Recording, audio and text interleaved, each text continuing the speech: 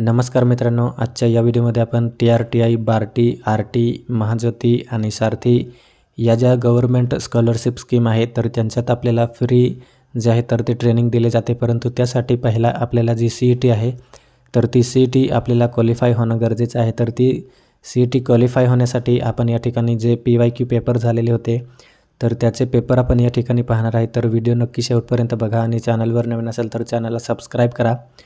तर या ठिकाणी आपण पाहू शकतो MPSC, PSI, STI, ASO म्हणजेच ग्रुप C आणि ग्रुप B साठीचे जे पेपर झाले होते TRTIचे, बार्टीचे, आरटीचे किंवा महाज्योतीचे तर त्यांचे पेपर या ठिकाणी CET मार्फत झाले होते ऑनलाईन आणि त्यांचे जे PYQ पेपर आहेत तर ते आपण या ठिकाणी पाहतो आहे।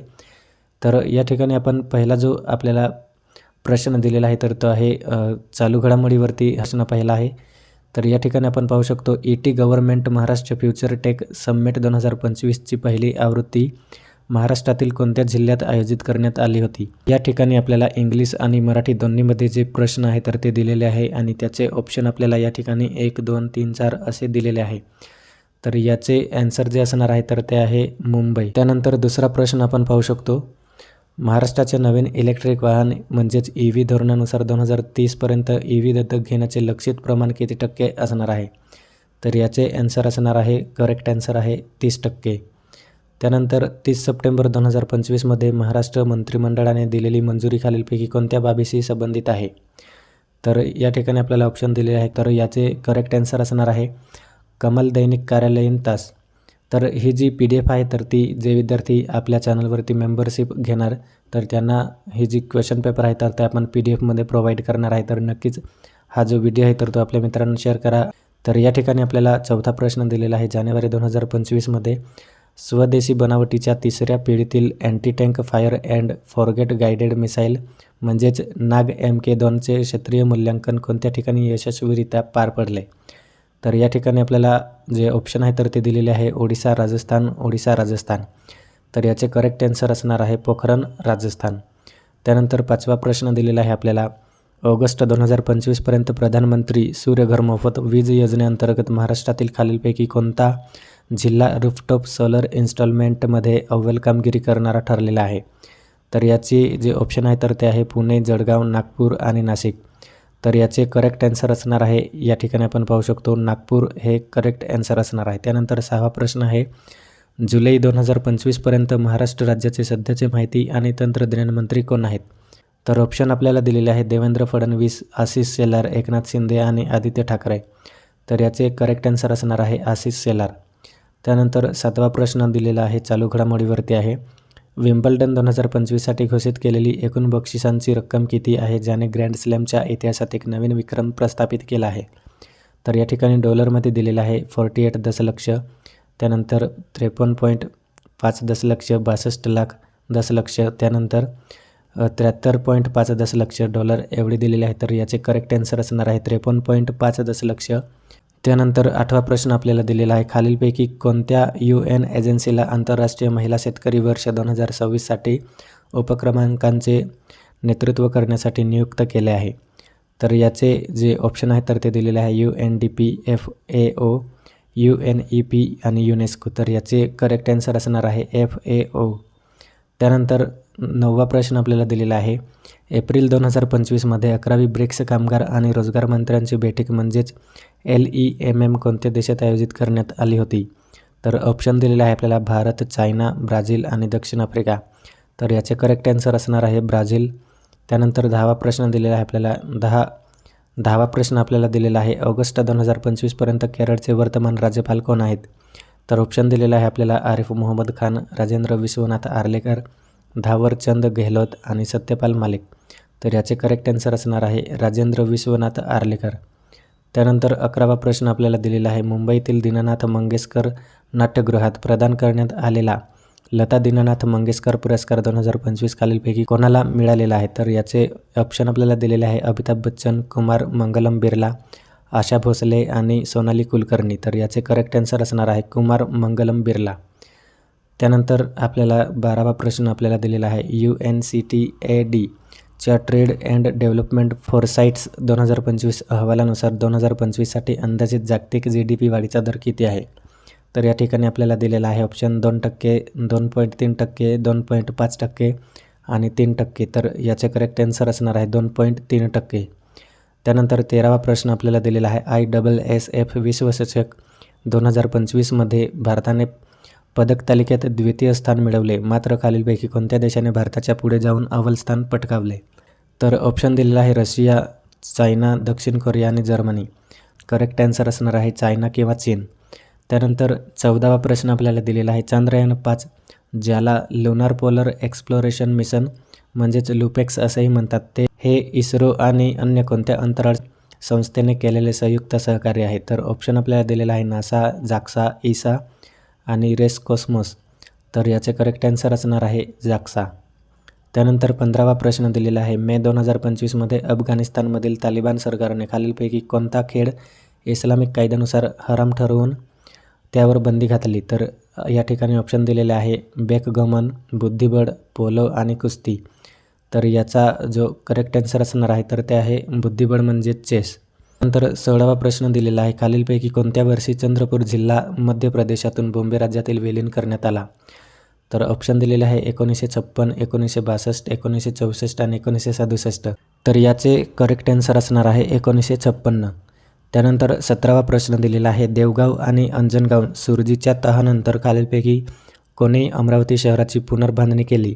तर ऑप्शन दिलेले आहे रघुनाथराव, राणाजी भोसले, दामाजी गायकवाड, जानोजी भोसले. तर याचे करेक्ट आन्सर असणार आहे राणोजी भोसले.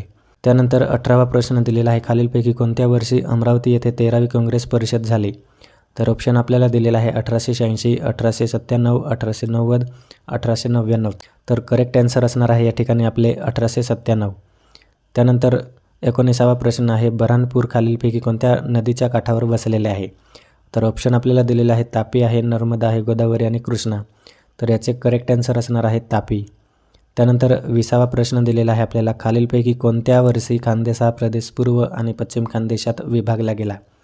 तर ऑप्शन आहे 1885, 1887, 1898 आणि 1906. तर याचे करेक्ट आन्सर असणार आहे 1906.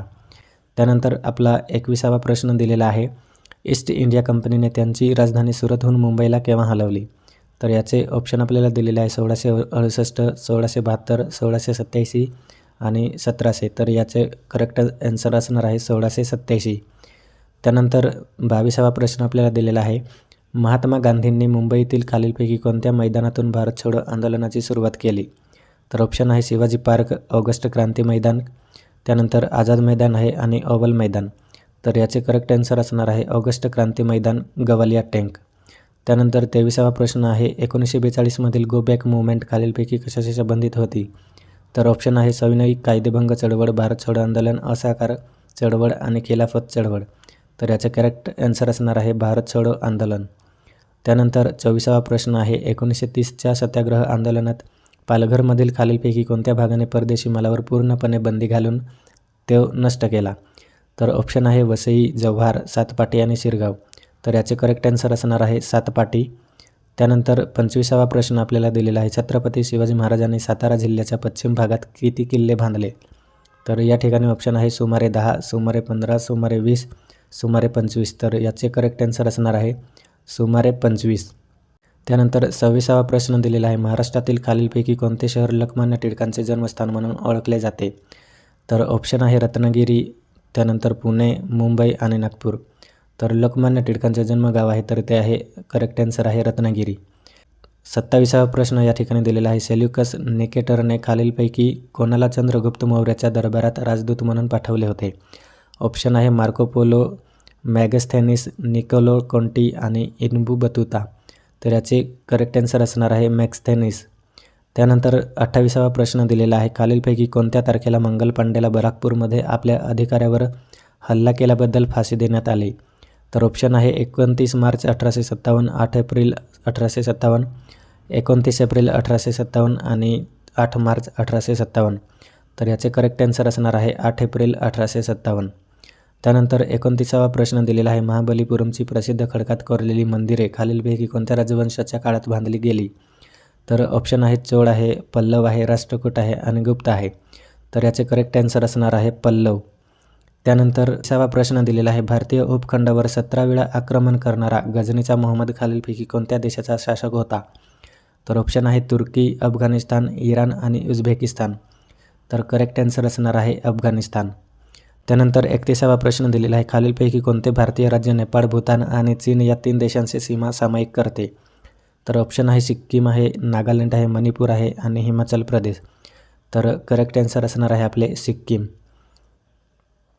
त्यानंतर 32वा प्रश्न दिलेला आहे, महाराष्ट्रातील भंडारदरा म्हणजेच विल्सन डॅम खालीलपैकी कोणत्या नदीवर बांधले आहे? तर ऑप्शन आहे गोदावरी नदी, कृष्णा नदी, प्रवरा नदी, तापी नदी. तर याचे करेक्ट आन्सर असणार आहे प्रवरा नदी. त्यानंतर 33वा प्रश्न दिलेला आहे, महाराष्ट्रातील खालीलपैकी कोणत्या जिल्ह्यात लिंगमळा धबधबा आहे? तर ऑप्शन आहे पुणे, सातारा, नाशिक आणि अहमदनगर. तर लिंगमळा धबधबा हा सातारा या जिल्ह्यात आहे. त्यानंतर 34वा प्रश्न दिलेला आहे, खालीलपैकी कोणती भारतातील प्रमुख पश्चिम वाहिनी नदी आहे? तर ऑप्शन आहे महानदी, तापी, कृष्णा आणि गोदावरी. तर पश्चिम वाहिनी नदी जी आहे तर ती करेक्ट आन्सर असणार आहे तापी. त्यानंतर 35वा प्रश्न आहे, नागपूर शहराचे नाव खालीलपैकी कोणत्या नदीवरून पडले आहे? तर ऑप्शन आहे गोदावरी नदी, नाग नदी, वैनगंगा नदी आणि तापी नदी. तर याचे सर्वांना जे आन्सर आहे तर ते माहिती आहे नाग नदी. त्यानंतर 36वा प्रश्न आहे, प्रतापगड किल्ला महाराष्ट्रातील खालीलपैकी कोणत्या जिल्ह्यात आहे? ऑप्शन आहे पुणे, सातारा, रायगड आणि नाशिक. तर करेक्ट आन्सर असणार आहे सातारा. त्यानंतर 37वा प्रश्न आहे, महाराष्ट्रातील ओटरूम घाट अभयारण्याची स्थापना संरक्षित क्षेत्र म्हणून खालीलपैकी कोणत्या वर्षी केली? तर 1976 आहे, 1980, 1986, 1990. तर याचे करेक्ट आन्सर असणार आहे 1986.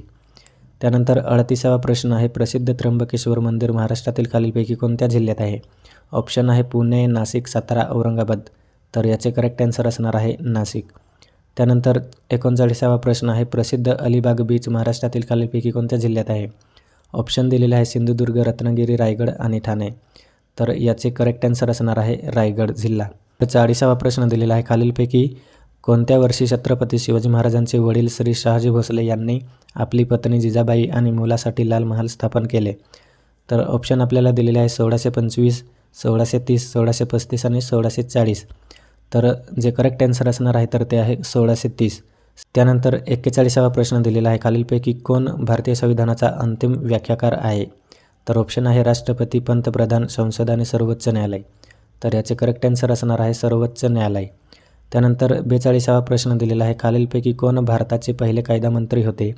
तर ऑप्शन आहे आर.के. षण्मुख शेट्टी, त्यानंतर डॉक्टर बी.आर. आंबेडकर, जगजीवन राम आणि सरदार बलदेव सिंग. तर याचे करेक्ट आन्सर असणार आहे डॉक्टर बाबासाहेब आंबेडकर. त्यानंतर 43वा प्रश्न दिलेला आहे, भारतीय संविधानातील खालीलपैकी कोणते कलम संविधानाचे हृदय आणि आत्मा म्हणून ओळखले जाते? तर हे जे आन्सर आहे तर ते सगळ्यांना माहिती आहे, कलम 32 म्हणजेच आर्टिकल 32. तर याचे करेक्ट आन्सर असणार आहे कलम 32. त्यानंतर 44वा प्रश्न आहे, भारतीय संविधानातील खालीलपैकी कोणते कलम संविधानाच्या दुरुस्तीशी संबंधित आहे?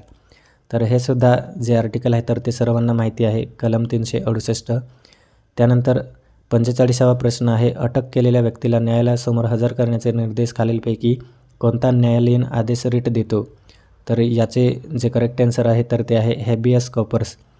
नंतर 46वा प्रश्न आहे, भारतात नागरिकत्व कायदा खालीलपैकी कोणत्या वर्षी लागू करण्यात आला?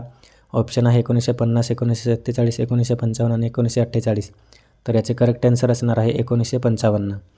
त्यानंतर 47वा प्रश्न आहे, भारतीय संविधानाचे कोणते कलम ग्रामपंचायतीच्या स्थापनेची तरतूद करते? तर सर्वांना हे जे आर्टिकल आहे तर ते माहिती आहे, कलम 40, आर्टिकल 40. त्यानंतर 48वा प्रश्न आहे, खालीलपैकी कोणत्या वर्षी भारताच्या निवडणूक आयोगात प्रथमच 2 अतिरिक्त निवडणूक आयुक्तांची नियुक्ती करण्यात आली? तर ऑप्शन आहे 1989, 1994, 1991, 1992. तर याचे करेक्ट आन्सर असणार आहे 1989. त्यानंतर 49वा प्रश्न दिलेला आहे, कोणत्या घटनादुरुस्तीद्वारे पॉंडिचेरीला केंद्रशासित प्रदेश बनवण्यात आले? तर ऑप्शन आहे 12, 13, 14 आणि 15. तर करेक्ट आन्सर असणार आहे 14. त्यानंतर 50वा प्रश्न दिलेला आहे, खालीलपैकी कोणती व्यक्ती भारताचे दुसरे राष्ट्रपती होते? ऑप्शन आहे जवाहरलाल नेहरू, डॉक्टर राजेंद्र प्रसाद, व्ही.व्ही. गिरी आणि एस. राधाकृष्ण. तर या ठिकाणी आपले जे करेक्ट आन्सर असणार आहे तर ते एस. राधाकृष्ण हे असणार आहे. तर अशा प्रकारे जी TRTI, बार्टी, RT, महाज्योती आणि सारथी यांच्यासाठी जी CET एक्झाम होणार आहे तर त्यांच्यासाठी हे जी क्वेश्चन पेपर आहे तर ते आपण रोज बघणार आहे, तर नक्कीच आपल्या मित्रांना हा जो व्हिडिओ आहे तर तो आपण शेअर करायचा आहे. जर व्हिडिओ आपल्याला आवडला असेल तर व्हिडिओ नक्की लाईक करा. थँक्यू.